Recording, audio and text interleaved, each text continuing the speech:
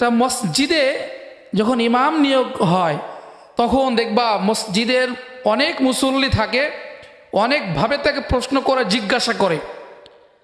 এবং ইমামতি নেওয়ার আগে তার খোঁজ খবর নেয়, তার বাসা কোথায়, সে প্রেম করে কিনা, সে চুরি করে কিনা, সে কি কোনো খারাপ ব্যবসার মধ্যে আছে কিনা, অনেক খোঁজ খবর নেয় কি নেয় না, খোঁজ খবর নেয়। তো দ্রুপ নির্বাচন সামনে, এই নির্বাচনের আগে যে যাকে ভোট দিব আমরা,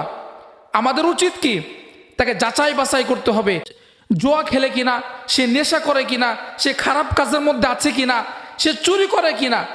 সে চাঁদা তোলে কিনা, সে পুকুর ঘাট যেই জমিগুলোর মালিক নাই সেই জমিগুলো দখল করে কিনা, এইগুলো দেখে তাকে নির্বাচিত করতে হবে। যদি এগুলো না দেখে তাকে নির্বাচিত করি, সে